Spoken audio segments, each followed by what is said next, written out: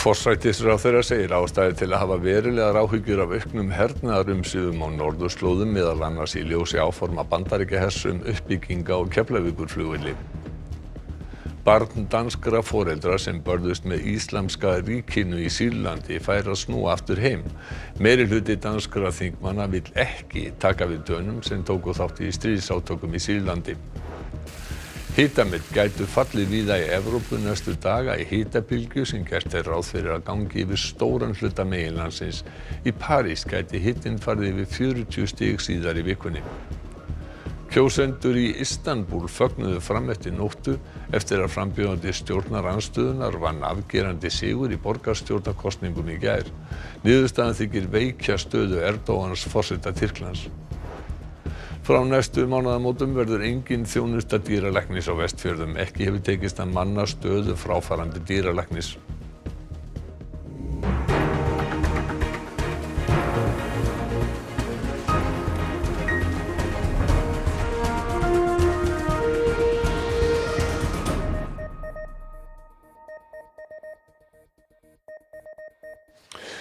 Gott kvöld. Katrín Jakobsdóttir, forsætisráðherra, segir að áform Bandaríkjahers 7 milljarða uppbygging á Keflavíkurflugvelli feli ekki í sér að endurvekja gömlu herstöðina. Hún segir að aukin hernaðarumsvif á norðurslóðum séu áhyggjuefni. Samkvæmt fjárhagsáætlun bandaríska flughersins fyrir næsta ár verður $57 milljónum varið til framkvæmda á Keflavíkurflugvelli eða sem nemur 7 milljörðum króna. Forsætisráðherra segir að framkvæmdirnar eigi rætur að rekja til yfirlýsingar sem íslensk og bandarísk stjórnvöld undirrituðu árið 2016. Þetta sé einnig í samræmi við þjóðaröryggisstefnu sem allir flokkar á Alþingi nema Vinstri græn hafi samþykkt á sínum tíma. Hún segir að aukin hernaðarumsvif á norðurslóðum séu áhyggjuefni. Ég hef auðvitað áhyggjur af því og ekki síst þegar við horfum bæði til Norðurhafa en líka norðurslóða sem hefur nú hingað til ríkt ákveðin svona þverþjóðleg samstaða að þar eigi að halda slíkri hernaðarvæðingu í lágmarki. Katrín segir að með uppbyggingunni í Keflavík sé ekki verið að endurvekja gömlu herstöðina. Nei, ég myndi nú ekki segja það og það mun ekki koma til að hér verði aftur herseta, allavega ekki meðan við erum í ríkisstjórn, en það hins vegar liggur fyrir að með þessari uppbyggingu og raunar undanfarin ár hefur viðveru hermanna á varnarsvæðinu í Keflavík og hersvæðinu í Keflavík, hún hefur aukist. Er það áhyggjuefni að þínu mati? Já, það endurspeglar auðvitað þessa auknu hernaðarvæðingu hér í hugunum í kringum okkur. Alþingi samþykkti í síðustu viku að færa 300 milljónir af fyrirhuguðum framlögum til þróunaraðstoðar til útgjalda vegna mannvirkja NATO á Keflavíkurflugvelli. 2 þingmenn Vinstri grænna sátu hjá við afgreiðslu málsins.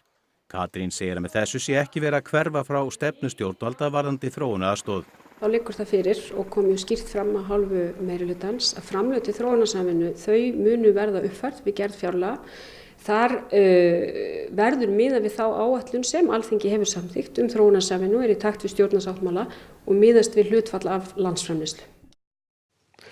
Niðurstaða endurtekinna borgarstjórnarkosninga í Istanbúl í gær þykir veikja stöðu Erdogans Tyrklandsforseta. Frambjóðandi stjórnarandstöðunnar sigraði með afgerandi hætti. Hann fékk yfir 700.000 fleiri atkvæði en frambjóðandi stjórnarflokksins AKP. Tugir þúsunda streymdu út á stræti og torgi í Istanbúl í gærkvöld þegar ljóst var að Ekrem İmamoğlu, frambjóðandi stjórnarandstöðunnar, hefði sigrað í kosningunum í gær. İstanbul'da demokrasi olacak, birlik, beraberlik, kardeşlik, her şey çok güzel olacak. Bunu herkes görecek. AK Partililer de bunu görecek ve onlar da Ekrem İmamoğlu'na artık inanacağını bilecekler, görecekler. Bunu bekliyorduk. 31 Mart'tan sonra daha da çok artmıştı bu isteğimiz ve hak yerini buldu. Çünkü mazbata geri alınmıştı haksız yere. Bu sefer herhalde öyle bir şey olmayacak. Çok mutluyuz. İstanbul'a hayırlı uğurlu olsun. Sigur İmamoğlu's var öllu stærri í gær. Í kosningunum í mars sigraði með 13.000 atkvæðamun. Í gær skildu meira en 700.000 atkvæði milli hans og frambjóðanda stjórnarflokksins. Það er stærsti sigur í borgarstjórakosningum í Istanbúl í 35 ár. Stjórnmálaskýrendur í Tyrklandi segja að niðurstaðan sé áfall fyrir Erdogan forseta landsins. Það hafi verið stór mistök að krefjast nýrra kosninga í Istanbúl. Egemenlik kayıtsız şartsız milletindir. Bunu hiç unutmayacağız. Yarından tezi yok. İşimize başlıyoruz. İstanbul için çok çalışacağız. Çok çalışacağız. Hepinize söz veriyorum. Og stjórnarandstaðan í Tyrklandi fagnar nú fyrsta stóra sigrinum í langan tíma. Næstu þingkosningar í Tyrklandi eru ráðgerðar eftir 4 ár og það strax farið að líta til nýja borgarstjórans í Istanbul sem leiðtoga í þeim kosningum. Biz onu Cumhurbaşkanı da yapacağız ve bunun için de gençler olarak çok daha fazla çalışacağız. Her şey çok güzel olacak. Daha da güzel olacak bundan sonra. Embætti ríkislögreglustjóra segir að framganga ríkislögreglustjóra í máli lögreglumanns sem var kærður fyrir kynferðisofbeldi gegn börnum hafi verið lögum samkvæmt. Lögreglumaðurinn sem 3 stúlkur sökuðu kynferðisbrot starfaði áfram meðan á rannsókn allra málanna 3 stóð. Meintu brotin áttu sér stað í sumarbústaðaferð árið 2007 og greindi stjúpdóttir mannsins fyrst frá þeim. Lögreglumaðurinn gegndi áhrifastöðu innan lögreglunar þegar málið kom upp. RÚV fjallaði ítarlega málið fyrir ári síðan. Í frétt RÚV í gærkvöldi kom fram að samkvæmt niðurstöðu nefndar eftirlit með lögreglu hafi ríkislögreglustjóri getað vikið lögreglumanninum sem kærður var frá störfum á meðan rannsókn stóð yfir. Haraldur Jóhannessen, lögreglustjóri, gat ekki orðið við beiðni fréttastofu viðtal vegna þess að hann er í orlofi erlendis. Í svari frá Thelmu Þórðardóttur yfirlögfræðingi ríkislögreglustjóra sem sent var fréttastofu í dag bent á að nefnd eftirlit með lögreglu hafi ekki talið ástæðu til að senda ríkislögreglustjóra tilmæli aðgerðir vegna málsins. Né heldur hafi hún talið ástæðu til frekari athafna af hálfu nefndarinnar. Það rökstutt nánar í ákvörðun nefndarinnar. Þar segir að ekki sé hægt að ráða að fullu af útskýringum ríkislögreglustjóra hvers vegna manninum var ekki vikið tímabundi frá störfum, hvort það væri vegna skorts á gögnum, líkt og ríkislögreglustjóri hefur borið fyrir sig, eða hvort ríkislögreglustjóri hafi talið að heimild til þess að víkja manninum frá hafi ekki verið til staðar. Vegna þessa og vegna þess að skipunarvald sé ekki lengur hjá ríkislögreglustjóra var ekki talin ástæða til frekari athafna. Þá tekið fram í svari embættisins að maðurinn hefði komið aftur til starfa hjá lögreglunni þar sem mál á hendur honum hafi verið fellt niður. Fjölmörg dæmi séu slíkt og lögreglumanninum hefði því ekki verið veitt lausn frá embættinu að fullu. Fram kom í frétt RÚV að samkvæmt niðurstöðu nefndar eftirlit með störfum lögreglu hafi ríkislögreglustjóra verið heimilt að víkja honum frá störfum á meðan á rannsókn stóð. Lofthiti í París gæti farið yfir 40 stig í hitabylgju sem gengur yfir vesturhluta Evrópu næstu daga. Stjórnvöld í París hafa sett í gang viðbragðsáætlun og gefið út lista yfir staði þar sem að fólk getur kælt sig. Minnu hitabylgjunnar árið 2003 þegar að næstum 15.000 manns létust vegna hita. Á Spáni búist yfir 40 stiga hita inn til landsins næstu daga. Í Þýskalandi spáð vel yfir 30 stiga hita og 35 stigum í Berlín á sunnudaginn.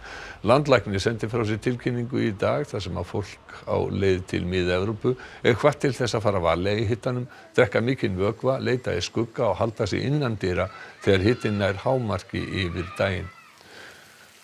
Theodór Freyr Hervarsson, veðurfræðingur, hverju mega Evrópubúar og ferðamenn búast við næstu daga?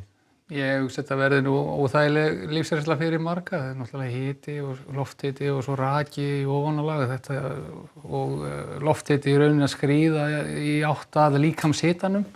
Það verður óþægilegt fyrir marga og ekki síst sem eru veikir fyrir. Hvað veldur þessu? Það í rauninni loft sem er að skríða norður frá rauninni Norður Afríku. Og ég hér með kort sem sýnir þróunum næstu dag og við sjáum að það þegar orðið heitt í Evrópu en ef við setjum hreyfimyndin á stað þá sjáum við að hvernig þetta loft færist með sunnavindum yfir Evrópu og það nú sérstaklega að sjá til að mynda á 50. og 1. dag þá verður orðið vel heitt í Frakklandi og Spáni, jafnvel 40 stiga hiti þar. Eins og kom fram í fréttinni en við hiti samt víða í Evrópu yfir 30 stigum og vel það. Nær þessi hitatunga til okkar? Nei, hún gerir það nú því miður ekki eða sem betur fyrir ef kannski segja. En það verður nú semlega hlýtt á landinu á morgun. Við sjáum hér á norður og austurlandi hita 15-20 stig og jafnvel hann fari yfir 20 stigin fyrir austan. Nokkrum gráðum kaldara hér fyrir vestan hjá okkur. Takk fyrir þá nánar að loknum íþróttum og við höldum áfram með aðrar fréttir. Danir tóku í dag á móti fyrsta flóttabarninu sem fæddist dönskum ríkisborgurum sem börðust með hryðjuverkasamtökunum Íslamska ríkinu í Sýrlandi. Danska þingið klofið í afstöðu sinni til þess hvort fyrrverandi liðsmenn samtakanna og eða börn þeirra eigi að fá að snúa aftur. Stríðið í Sýrlandi stendur enn þó mjög hafi dregið úr átökum eftir að liðsmenn Íslamska ríkisins voru hraktir frá helstu bækistöðum sínum. Tugþúsundir þeirra halda nú til í flóttamannabúðum og mikil óvissa framtíð þeirra. Sendinefnd frá danska utanríkisráðuneytinu sótti ungan dreng í Al-Hol-búðirnar í gær, en danskir foreldrar hans búa sjálfviljugir á yfirráðasvæði Íslamska ríkisins. Jeg håber, det her er starten på, at vi tager de børn og gerne deres mødre med ud, fordi de lever under helt forfærdelige forhold. Drengurinn var með skotsár og þurfti læknisaðstoð sem ekki var hægt að veita í búðunum. Og slíkt neyðartilvik þarf til því meiri hluti danskra stjórnmálamanna vill ekki taka við fólki aftur, rauða blokkin þó öllu jákvæðar en svo bláa. Det godt, han blevet evakueret. Skal Danmark fortsætte med at evakuere børn i Syrien eksempelvis? Jamen, jeg står ikke at tage stilling til hver enkelt sag. Her var der en helt konkret sag med en dreng, som virkelig havde behov for at komme væk. Talið að 25 danskar konur séu í tveimur stærstu flóttamannabúðunum í Sýrlandi og óvíst hvort þær fáið að snúa heim. Mannréttindaráð Sameinuðu þjóðanna ræddi framtíð þeirra og rúmlega 50.000 fyrrverandi og núverandi liðsmanna Íslamska ríkisins sem annaðhvort í haldi eða í flóttamannabúðum í Írak og Sýrlandi. Þar kom fram að ríki heims verði að sýna ábyrgð og taka við því fólki sem ekki verði ákært. To inflict statelessness on children who have already suffered so much is an act of irresponsible cruelty. Tvær herþotur rákust saman á flugi yfir Þýskalandi í dag og hröpuðu til jarðar. Talið að báðir flugmennirnir hafa náð að skjóta sér út úr vélum sínum áður en að þær lentu saman, en aðeins annar þeirra lifði af. Þoturnar voru af gerðinni Eurofighter en þær voru við æfingar skammt frá ströndum Eystrasalts. Flugmaður þriðju vélarinnar segir að hann hafi séð flugmennina skjóta sér út, en vélarnar brotlentu í skóglendi og mikill eldur blossaði upp, en vel hefur gengið að ráða niðurlögum hans. Ekki liggur fyrir hvað olli slysinu. Fjöldi íbúðaeigenda hefur í þessum mánuði óskað eftir endurskoðun á fasteignamati eigna sinna. Í sumum tilvikum fasteignamat hærra en markaðsvirði eignanna. Formaður félags fasteignasala svarar fjölda fyrirspurna þessi máli í hverri viku.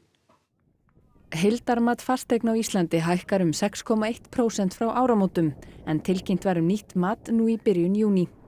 Matið tekur mið af þinglistum kaupsamningum í hverju hverfi fyrir sig. Talsvert að fólki finnist matið of hátt og hafi leitað til fasteignasala til að fá nýtt verðmat sem það vill nota til að fara fram á leiðréttingu. Það auðvitað bara þannig að þú ert með íbúð í fjölbýlishúsi og þú getur verið með íbúð sem annars vegar nýuppgerð og glæsileg og hins vegar orginal, jafn stór og eðlilega verð á svoleiðis eignum ekki jafn. Það munur á því, það getur munað aðeins í mörgum prósentum, þannig að það alveg eðlilegt að það komi upp spurningar hjá fólki hvort að matið sé of hátt eða lágt. Frestur til að skila athugasemdum við nýtt fasteignamat til 30. desember 2019. Við höfum fengið allar beiðnir að gera verðmöt á eignum þar sem fólk hefur verið að velta þessu fyrir sér hvort að fasteignamat sé of hátt eða lágt og þá það látið fylgja með óskum með leiðréttingu til þjóðskrá eða fasteignamatsins, þannig að einhver mál eru farin í gang allavega á minnistofu. Það var alltaf þannig að fasteignamat var svolítið lægra heldur en markaðsvirði og síðustu árum þá hefur þjóðskráin raunverulega verið að vinna því að reyna að hafa fasteignamat á par við markaðsverð og auðvitað þetta alltaf erfitt að hafa þetta á krónu og þetta getur munað einhverju milli ára, en svona tilgangurinn að fasteignamat endurspegli fasteignaverð, það tilgangurinn með þessu. Ekki hefur tekist að manna stöðu dýralæknis á Vestfjörðum. Fráfarandi dýralæknir segir nauðsynlegt að gera breytingar á samningnum dýralæknisins vegna. Perla á leið til dýralæknis. Sigríður hefur starfað sem dýralæknir á Ísafirði í 20 ár, en hefur sagt starfi sínu lausu frá og með 1. júlí og þá búa Vestfirðingar ekki lengur við þjónustu dýralæknis í næsta nágrenni. Það svolítið langt í næsta stað, Búðardal eða Stykkishólm. En nei, þetta svolítið afleidd staða. Og svo fyrir það að þú hleypur ekki með hesta og kindur og kýr eitthvað langar leiðir. Það geta komið upp óvænt tilfelli þar sem að ég segi kannski ekki mínúta en hafa það í klukkustundum. Klukkustund getur skipt verulegu máli Og það eðlilegt að við búum við þá stöðu að hafa aðgengi að dýralækni og þessar reglur sem að liggja auðvitað á okkur að dýravelferð sé í lagi á okkar hálfu, það hljóta að vera í lagi líka á hinn veginn. Sigríður hefur starfað samkvæmt þjónustusamningi við Matvælastofnun frá 2011 sem miðar við reglugerð sem ætlað að tryggja dýraeigendum á dreifbýlum svæðum almenna þjónustu og bráðaþjónustu. Sigríður sinnir Vestfjörðum utan Stranda og Reykhóla ein og þarf sjálf að finna aflýsingu í sinn stað. Og það hefur ekki gengið vel, þannig að ég eiginlega búin að vera ekki í sumarfríi síðan 2011. Samkvæmt upplýsingum frá Matvælastofnun hafa engar umsóknir borist starfið og stofnunin hefur því leitað til atvinnuvega- og nýsköpunarráðuneytisins sem hefur málið til skoðunar. Sigríður telur nauðsynlegt að gera breytingar á samningnum dýralæknisins vegna. Þó að starfið í sjálfu sér sé alls ekki leiðilegt, það bara þessi viðvera og álag og aldrei frí, það bara til að bræða manni. Og mér finnst að ráðuneyti þurfa að koma betra skikku á þetta. Sýning Sunnefumál, eitt lengsta og flóknasta sakamál Íslandssögunnar, hefur verið sett upp í Sláturhúsinu á Egilsstöðum. Sýningarstjórinn segir að barátta og örlög Sunnefu eigi erindi við samtímann. Sunneva Jónsdóttir fæddist líklega árið 1723 og var aðeins 16 ára þegar hún var handtekin og dæmd til dauða fyrir blóðskömm. Hún hafði eignast barn með bróður sínum á Borgarfirði eystra. Í haldi sýslumannsins Hans Víum varð hún aftur ólétt og var að eigin sögn neydd til að lýsa bróður sinn föður seinna barnsins. Þegar hún fullyrti síðar að sýslumaður sjálfur ætti barnið, upphófst málarekstur sem stóð í 17 ár. Sunneva kona sem að berst. Þegar að hún finnur fyrir smá meðbyr stuðningi frá öðrum yfirvöldum landsins, þá rís hún upp. Jafnvel þegar hún var fangi á heimili þess sjálfs yfirvalds sem var að reyna að koma inn í gröfina. Allan tíman átti Sunneva yfir höfði sér að vera drekkt og á sýningunni má upplifa það að standa á brún Drekkingarhylls. Það ekki nóg með það að hún byggi í námynda við sjálfan Drekkingarhyllinn hérna fyrir austan, heldur hafði 2 konum úr nágrenninu verið drekkt, annar á Alþingi og hinni hér, og í hvers skipti sem að þau fóru á bæ þá gengu við fram hjá Drekkingarhyllnum. Sunneva lést í haldi Hans Víum á Eiðum. Myndirnar eru eftir Erlu Maríu Árnadóttur en á sýningunni eru líka verk eftir Kristínu Gunnlaugsdóttur með setningum frá ungu fólki sem tengja má sögu Sunnevu. Þannig að það eru setningar sem að kannski eiga við á öllum tímum og fjalla bara staðreyndina að vera manneskja, kona og ein. Allt þetta óréttlæti sem kona býr við sem að ekki þeirri aðstöðu að geta varið sig. Við erum að horfa á atburði gerast út í heimi, í Bandaríkjunum, Póllandi og víða. Það sem verið að skerða frelsi kvenna í tengslu við aðspurð mjög alvarlega. Það gott að hafa þetta í huga. Við erum ekki endilega komin á öruggan stað. Að austan og hingað á höfuðborgarsvæðið, Seltirningar ætla að fara að sýna árlegu Jónsmessugöngu í kvöld og göngumenn eru byrjaðir að safnast saman við Hákarlahjallinn við norðurströndina á Nesinu. Og þar líka Höskuldur Kári Schram, fréttamaður, að það að segja okkur hvað verður boðið upp á þarna í kvöld. Já, Bogi, hér verður gengið á milli merkra staða á Nesinu og boðið upp á ýmiss konar fróðleik og ekki útsýnið að verri endanum. En hér einmitt skipuleggjandi göngunar. Já, hvað getur þú sagt mér þessa göngu? Hvað verður boðið upp á? Heyrðu, við erum að fara að stað hérna á Nesinu í okkar árlegu Jónsmessugöngu og ætlum að byrja hérna við Hákarlahjallinn sem að fólk boðið upp á brennivín og hákarl, en svo munum við stoppa á ýmsum sögufrægum stöðum og fá fróðleik og njóta náttúru sama tíma. Og hér á Nesinu eru margir sögufrægir staðir? Heldur betur, hér alveg krökkt af því og mikil saga og mikil menning og við munum stoppa á nokkru meðal annars við fiskitrönurnar sem hérna eru og við munum fara í Nesstofu og við fáum fróðleik frá innfættum sem að ólust hér upp og meðal annars inn í Nesstofu og í Nýja Bæ gamla. Og hér fyrir aftan okkur eru göngumenn að koma saman og fá sér hákarl. Já, þið hafið gert þetta oftar en einu sinni. Já, hvernig hefur mætingin verið á undanförnum árum? Mætingin yfirleitt bara alveg frábær, en ef það svona mikið slagviður, þá kannski fækkar það. En það alltaf hetjur sem mæta í allar göngur og alltaf mjög skemmtilegt. Og veðrið, það má segja að það leiki við ykkur í dag? Heldur betur. Það bara ef ekki á Seltjarnarnesi núna í kvöld að ganga á Jónsmessunni, þá hvenær? En svo líkur þessu með balli, harmoníkuballi. Já, má eiginlega segja það. Við endum við Seltjörn, nýja hjúkrunarheimili hér á Nesinu og fallegu torgi þar og þar munum við bjóða upp á veitingar og harmoníkuleik og söng og treystu því að vera margir söngfuglar sem að mæta og taka þátt með okkur. Gaman í kvöld. Það verður gaman í kvöld. Takk kærlega fyrir þetta. Við látum þessu lokið hérna frá Seltjarnarnesi. Já, takk fyrir það, minni gömlu heimabyggð og hingað í myndveri í Efstaleiti komið Sigríður Hagalín. Hún ætlar að segja okkur hvað verður í Kastljósi í kvöld. Já, við ætlum að fjalla það ákvörðun VR að afturkalla umboð til 4 stjórnarmanna sinna í stjórn Lífeyrissjóðs verslunarmanna eftir að stjórnin ákvað að hækka vexti á húsnæðislánum til sjóðfélaga. Og það Ragnar Þór Ingólfsson formaður VR og Þórey S. Þórðardóttir framkvæmdastjóri Landssamtaka Lífeyrissjóða sem koma í Kastljós. Já, takk fyrir það. Og þá ætlum við að kynna okkur hvað Haukur Harðarson með í íþróttum kvöldsins. Heimsmeistarar Bandaríkjanna komust áfram í 8 liða úrslit HM í fótbolta í Frakklandi í dag. Bandaríska liðið fékk 2 vítaspyrnur í leiknum gegn Spáni. Og í gærkvöld komist gestgjafarnir liðið Frakklands í 8 liða úrslitin eftir sigur á Brasilíu. Marta, ein besta knattspyrnukona sögunnar, var í tilfinningaþrungnu viðtali eftir leik. Og KR komið á toppinn í úrvalsdeild karla í fótbolta. KR-ingar unnu sinn 7. deildarleik í röð þegar Vesturbæingar unnu FH-inga í Hafnarfirði. Og þá það helstu atriði kvöldsins. Forsætisráðherra segir ástæðu til að hafa verulegar áhyggjur af auknum hernaðarumsvifum og norðurslóðum, meðal annars í ljósi áforma Bandaríkjahers uppbyggingu á Keflavíkurflugvelli. Barn danskra foreldra sem börðust með Íslamska ríkinu í Sýrlandi færast nú aftur heim. Meirihluti danskra þingmanna vill ekki taka við Dönum sem tóku þátt í stríðsátökum í Sýrlandi. Hitamet gætu fallið víða í Evrópu næstu daga. Hitabylgja gengur yfir stóran hluta meginlandsins. Í París gæti hitinn farið yfir 40 stig síðar í vikunni. Kjósendur í Istanbúl fögnuðu fram eftir nóttu eftir að frambjóðandi stjórnarandstöðunnar vann afgerandi sigur í borgarstjórnarkosningum í gær.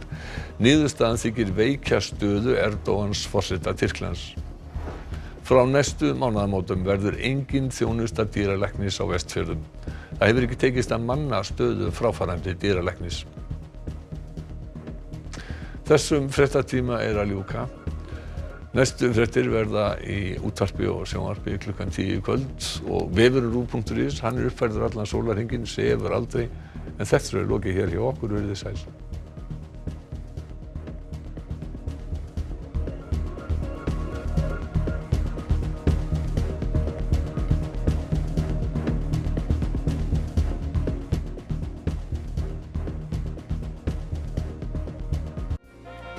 Á RÚV í kvöld. Undur tunglsins heimildamynd frá BBC áhrifamátt tunglsins. Fylgst með gangi tunglsins og fjallað áhrifin sem það hefur á lífið á jörðinni. Svikamylla eru danskir sakamálaþættir sem gerast í heimi götuglæpa og eiturlyfjaviðskipta. HM-stofan, samantekt á leikjum dagsins á HM kvenna í fótbolta.